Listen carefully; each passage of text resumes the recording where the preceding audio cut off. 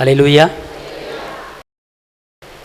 ஒரு வசனம் இருக்கிறது, நீ ஒரு வீட்டுக்குள்ளே கால் வச்சுன்னா அந்த வீட்டாரை என்ன செய்ய? ஆசீர்வதி. அந்த ஆசீர்வாதத்துக்கு அந்த வீட்டார் பாத்திரமாக இருந்தால் அந்த ஆசீர்வாதம், நீ சொன்ன அந்த வார்த்தையின் ஆசீர்வாதம் அந்த வீட்டில் என்ன செய்யும்? என்ன செய்யும்? அப்படி அவங்க பாத்திரமாக இல்லாதிருந்தால், இப்போ கவனிங்க, நீ வா நீ வா. இப்போ இந்த பொண்ணு வீட்டுக்கு நான் போகிறேன். எங்கே போகிறேன்? இந்த பொண்ணு வீட்டுக்கு போகிறேன். பொண்ணுக்கு கூப்பிட்டு போனோன்னே இவங்க அம்மா ஒரு காபி போட்டு கொடுக்குறாங்க. எங்கே இவங்க அம்மா இருக்கா? இல்லை. இவங்க அம்மா காபி போட்டு கொடுக்குறாங்க. குடித்த உடனே ஒரு ஜெபம் பண்ணுறேன். கவனிக்கணும், நாளைக்கு உங்கள் வீட்டுக்கு வந்தால் நான் என்ன பேசுகிறேன் நீங்கள் கவனிக்கணும். வந்தானா டீயை குடிச்சு போயிட்டாண்டா அப்படின்னு இருக்கக்கூடாது. அதாவது ஒரு 10,000 கொடுக்குறத காட்டிலும் 1,00,000 கொடுக்குறத காட்டிலும் ஒரு வாக்கு தத்தத்தை வீட்டில் போட்டுட்டு போயிட்டுன்னு வச்சுக்கொள்ளுங்களேன், அதை நீங்கள் கேட்ச் பண்ணிக்கணும். இப்போ இந்த வேலை வீட்டுக்கு போகிறேன். தகப்பனே நன்றியோடு துதிக்கிறேன், ஸ்தோத்திரிக்கிறேன். இவர்கள் வாழ்ந்திருக்க வேண்டும், உயர்ந்திருக்க வேண்டும், செழித்திருக்க வேண்டும், பெருக வேண்டும். இவர்கள் செய்கிற காரியமெல்லாம் வாய்க்க வேண்டும். இடங்கொண்டு இவர்கள் பெருகுவதாக. ஆண்டவரே, நான் இப்போ சொல்லப்படுகிற ஆசீர்வாதங்கள் எல்லாம் அந்த வீட்டில் தங்கணும். தகப்பனே, இந்த மகளுக்கு நல்ல வாழ்க்கையை தாங்க, எதிர்காலத்தை தாங்க, நல்லா படிக்கிற கிருபையை தாங்க. ஆண்டவரே, வெளியே புறப்பட்டு போய் குளத்தை கண்டு போல வளரணும் அப்படின்னு சொல்லிட்டு நான் ஜெபிச்சுட்டு வந்துட்டேன். சரியா? அப்போ நான் சொன்ன வார்த்தை எல்லாமே இந்த வீட்டில் என்ன செய்யணும்? தங்கணும். நல்லா கவனிக்கணும். ஏசப்பா சொல்கிறாரு, நீ ஒரு வீட்டுக்குள்ளே போய் நீ ஆசீர்வதிச்சேன்னா அந்த ஆசீர்வாதம் அந்த வீட்டில் தங்கணும். பைபிள் படிச்சிருக்கீங்களா இந்த காரியத்தை? பைபிள் எடுக்க முடியுமா யாராச்சும்? எந்த அதிகாரம் சொல்லுங்கள்? மத்தேயு 10:12 வாசிங்க, சத்தமாக வாசிங்க. ஒரு வீட்டுக்குள் நீங்கள் பிரவேசிக்கும் போது அதை என்ன செய்யணும்? எல்லாம் சொல்லுங்க. நான் ஒரு வீட்டுக்குள்ளே போனேன்னா அந்த வீட்டாரை வாழ்த்துவேன். அவங்க உங்களுக்கு தீமை செஞ்சாலும் சரி அந்த வீட்டை நீங்கள் என்ன செய்யணும்? அப்புறம் என்ன போட்டிருக்கு?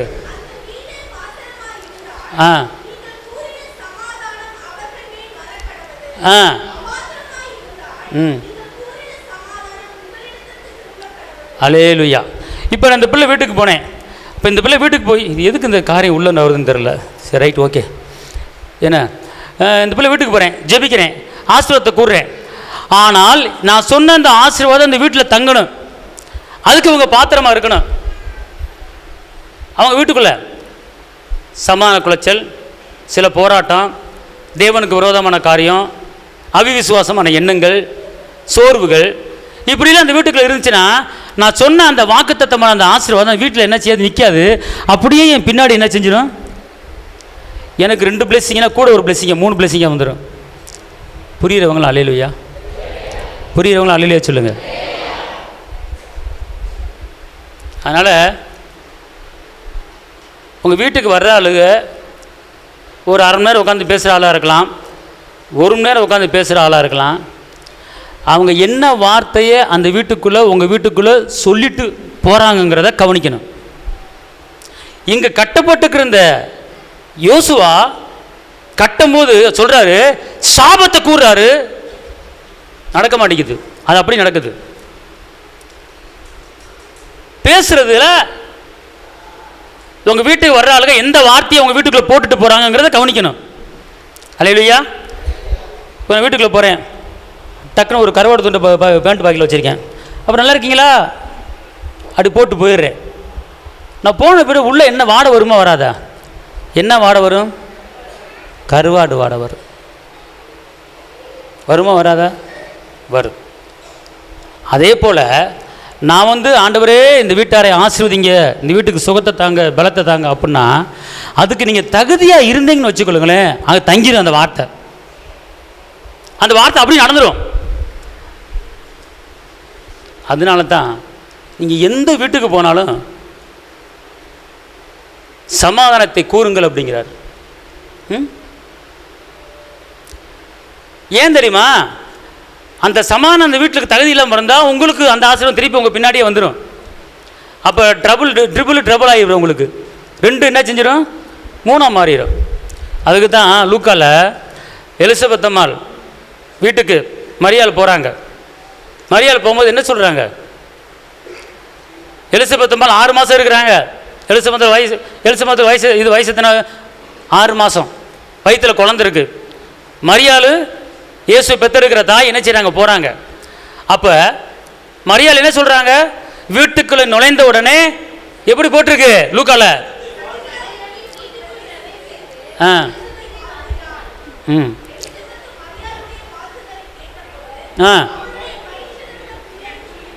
அல்லேலூயா, அல்லேலூயா. கவனிக்கிறோம்.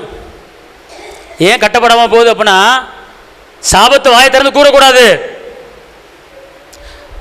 மரியாள் என்ன பண்ணாங்க? எலிசபெத் அம்மாள் வீட்டுக்குள்ள போனோன்னு அந்த எலிசபெத் அம்மாளை வாழ்த்துறாங்க.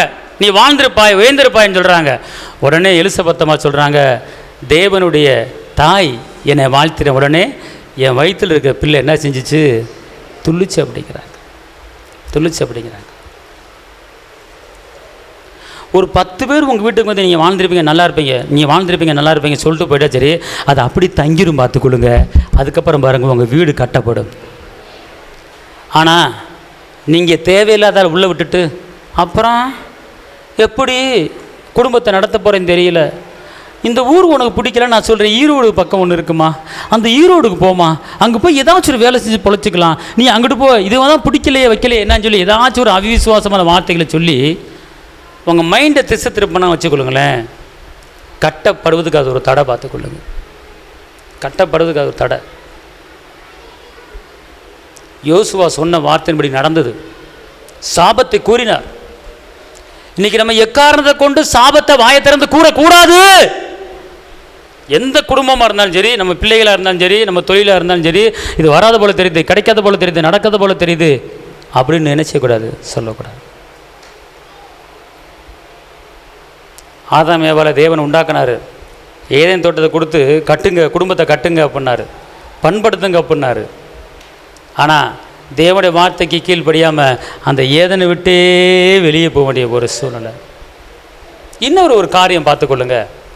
கட்டப்படாமல் இருப்பதுக்கு, தொழில் கட்டப்படாமல் இருப்பதுக்கு, பிஸ்னஸ் கட்டப்படாமல் இருக்குது, பிள்ளைகள் படிப்பு காரியம் கட்டப்படாமல் இருக்குது, பிள்ளைய வாழ்க்கையில் நல்ல காரியங்கள் கட்டப்படாமல் இருப்பதுக்கு காரணம் ஒன்று என்னன்னு கேட்டிங்கன்னா, நீங்கள் வாயின் வார்த்தையில் சாபத்தை கூறுவதனால, அவிவிசுவாச கூறுவதனால தான் நடக்குது. பார்த்துக்கொள்ளுங்க. அதான் ஏசாயா 59 சொல்லப்பட்டிருக்கிறது. ஏசாயா 59:13.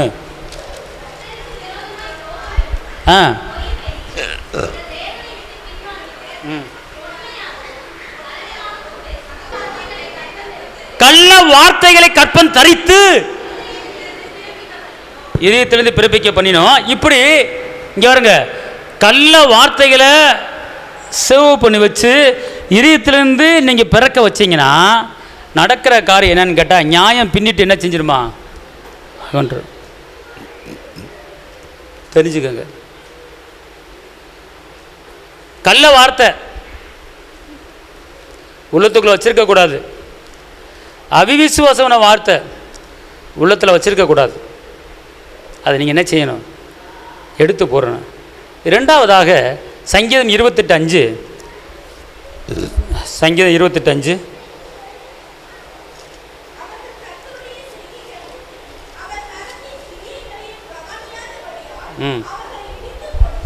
அல்லேலூயா. பார்த்தீங்களா? கட்டாமல், குடும்பம் கட்டாமல் இருப்பதற்கு ஒரு காரணம் இருக்கு. முதல் காரணம், நீங்கள் பேசுகிற வாயின் வார்த்தைனால கட்டப்படாமல் போகுது. ரெண்டாவது காரியம், அவர்கள் கர்த்தருடைய செய்கைகளையும் அவர் கரத்தின் கிரியைகளையும். உலகத்தில் எத்தனையோ காரியங்களை நீங்கள் பார்க்குறீங்க, உலகத்தில் எத்தனையோ காரியங்களை நீங்கள் கவனிக்கிறீங்க. ஆனால் கர்த்தர் செய்கிற காரியத்தை நீங்கள் கவனிக்கிறீங்களா? கர்த்தர் செய்கிற அற்புதங்களை கவனிக்கிறீங்களா? அவர் வாங்கி கொடுத்த வெற்றியை, சிலுவையில் சிந்தின இரத்தத்தில் நீங்கள் அதை நீங்கள் கவனிக்கிறீங்களா? ஏன் கட்டப்படலை அப்படின்னு கேட்டால், நீங்கள் அவரை கவனிக்காதனால தான், அவர் செய்கைகளை கவனிக்காமல் இருப்பதனால தான். வசனம் சொல்லுது பாருங்க, அவர்கள் கர்த்தருடைய செய்கைகளையும் அவர் கரத்தின் கிரிகளையும் கவனியாதபடியால் அவர்கள் இடித்து போடுவார். அவர்கள் கட்ட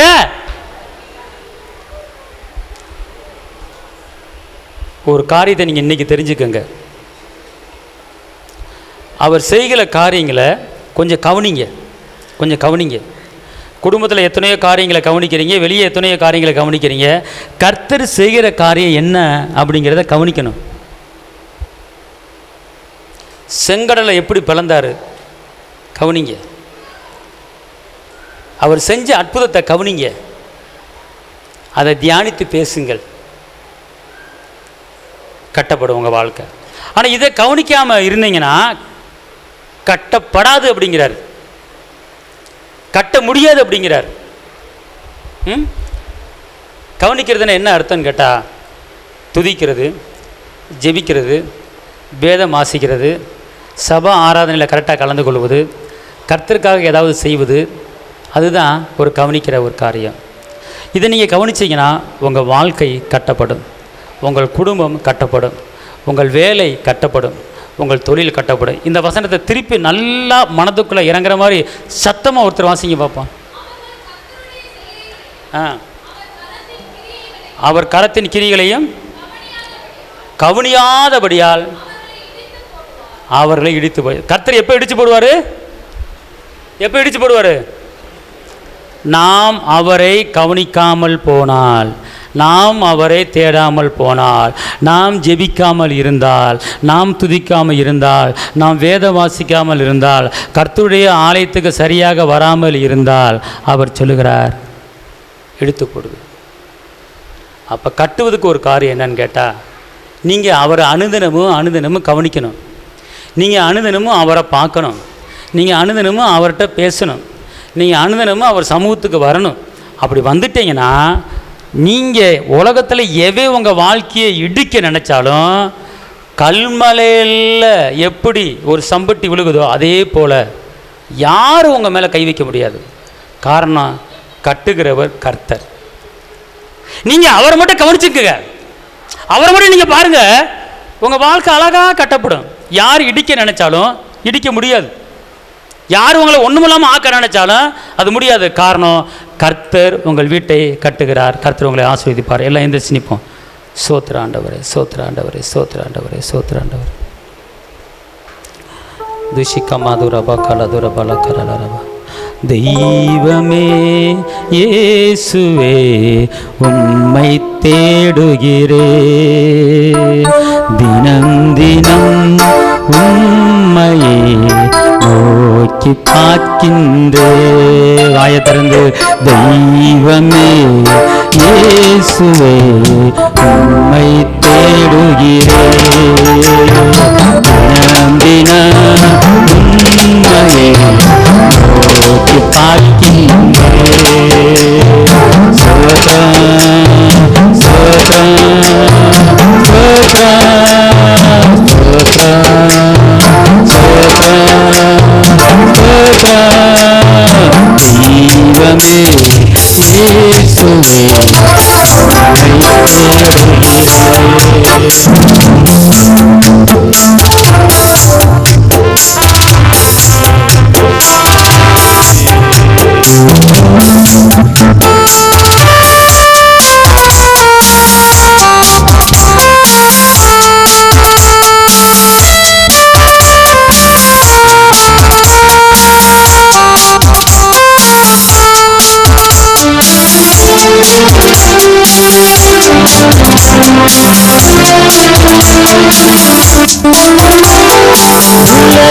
பெருமை இன்பமெல்லாம்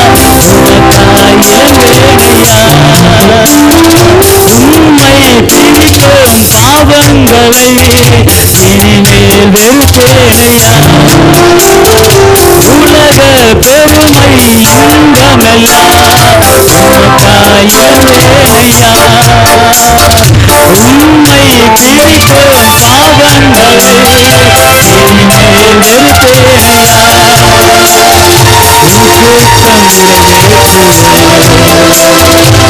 சுத்தமில்லை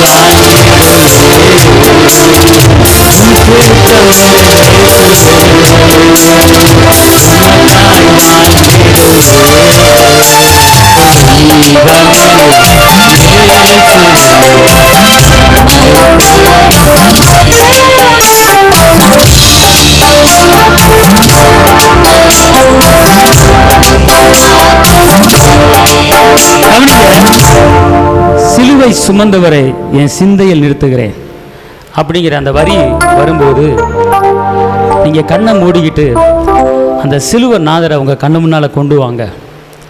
இந்த சிலுவை என் தரித்திரத்தை முறியடிக்க, இந்த சிலுவை என் பலவீனத்தை முறியடிக்க, இந்த சிலுவை என் சாபத்தை உடைக்க, இந்த சிலுவை என்னை ஐஸ்வர்யான மாற்ற, அவரை நான் முன்னால நிறுத்திட்டா போதும், இந்த உலகப்பரமான பிரச்சனைகள் என்னை விட்டு அகன்று விடும். கையை தட்டி அப்பாவுக்கு நன்றி சொல்லுங்க. ஹல்லேலூயா. உலகம் வெறுத்து பேசட்டுமே, மகிழ்ந்து காரணமின்றி பகைக்கட்டும். கர்த்தரை கொண்டு வாங்க. சிலுவை சுமந்தவர் என் சிந்தையில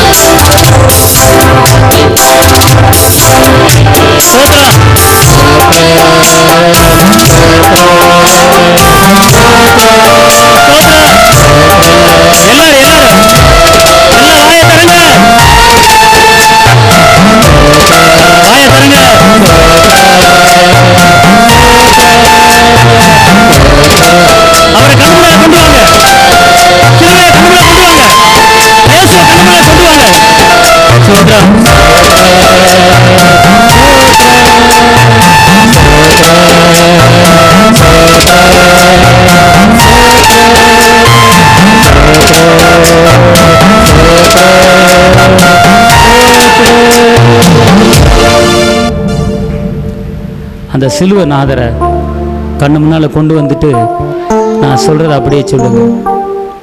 இயேசுவே, எனக்காக இரத்தம் சிந்தினவரே, உம்முடைய இரத்தத்தால் என் பாவங்கள் மன்னிக்கப்பட்டுள்ளது. உம்முடைய இரத்தத்தாலே நான் மீட்கப்பட்டிருக்கிறேன். உம்முடைய இரத்தத்தாலே விடுதலையாக்கப்பட்டிருக்கிறேன்.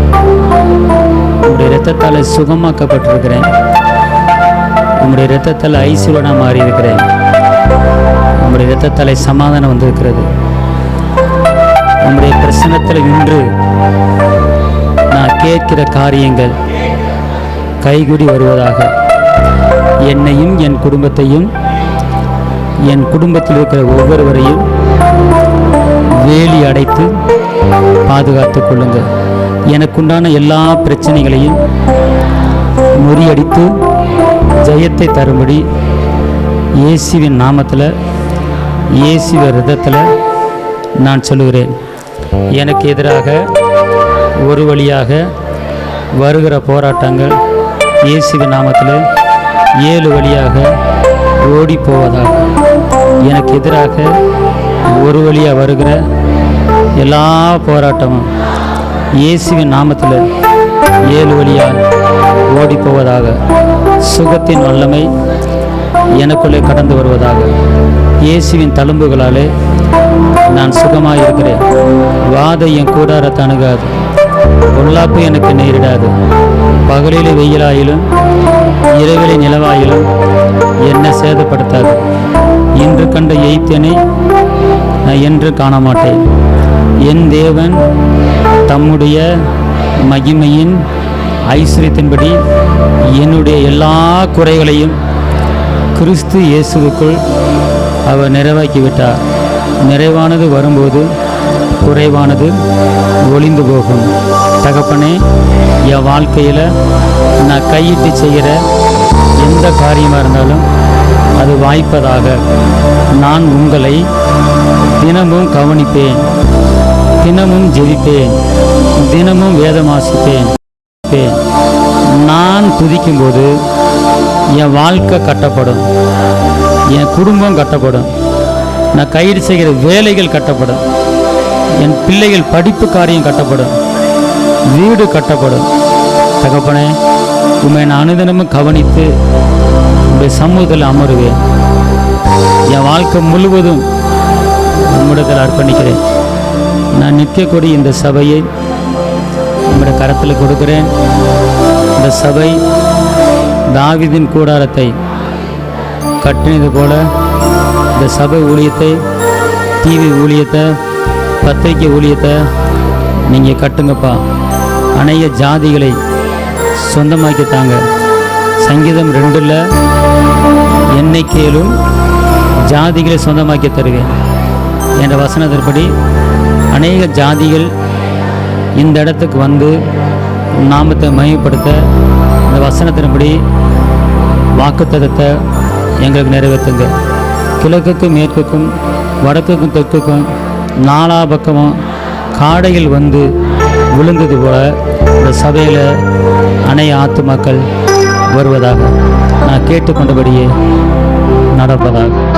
இயேசுவின் நாமத்திலே பிதாவே, ஆமென்.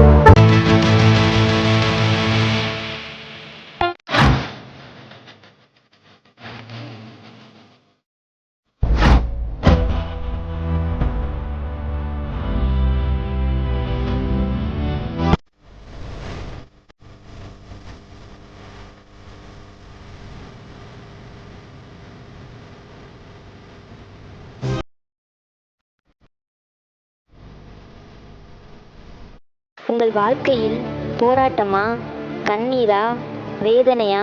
இயேசு உங்களுக்கு அற்புதம் செய்வார். எங்களோடு இணைந்து கர்த்தரை ஆராதிக்க உங்களை அன்புடன் அழைக்கிறோம். எங்கள் முகவரி: போதகர் சி. ஜீவா, திரியேக தேவ எழுப்புதல் ஆலயம், RS நகர், அல்லம்பட்டி, விருதுநகர்.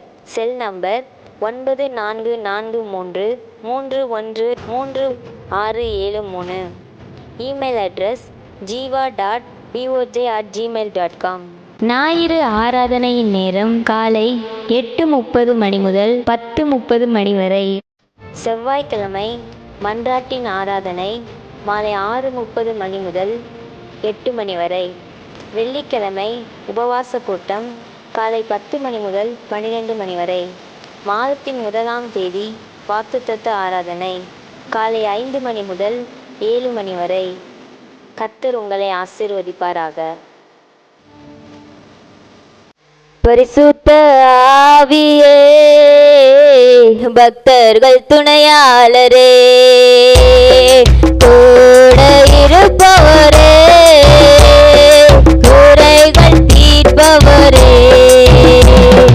பரிசுத்த ஆவியே, பக்தர்கள் துணையாளரே, கூட இருப்பவரே, குறைகள் தீர்ப்பவரே, தேற்றிடும் தெய்வமே, திடம் தருபவரே, தேற்றிடும் தெய்வமே, திடம் தருபவரே, ஊற்று தண்ணீரே, ஊற்று தண்ணீரே, உள்ளத்தின் ஆறுதலே, எங்கள் உள்ளத்தின் ஆறுதலே, பரிசுத்த ஆவியே, பக்தர்கள் துணையாளரே, கூட இருப்பவரே, குறைகள் தீர்ப்பவரே, பயங்கள் நீக்கிவிட்டீ, பாவங்கள் போக்கிவிட்டீ, பயங்கள் நீக்கிவிட்டீ, பாவங்கள் போக்கிவிட்டீ, ஜெயம்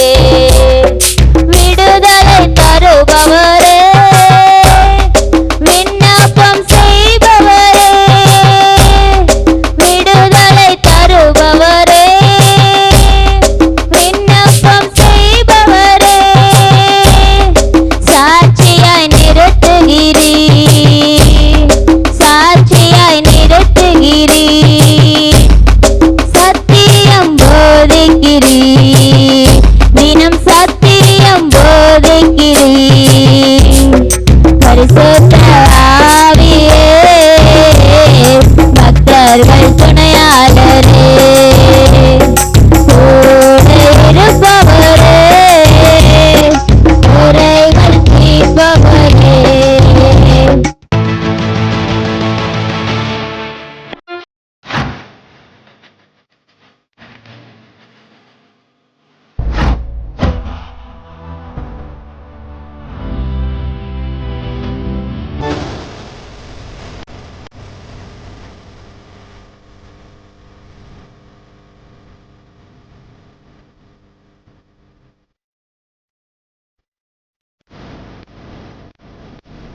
உங்கள் வாழ்க்கையில் போராட்டமா, கண்ணீரா, வேதனையா?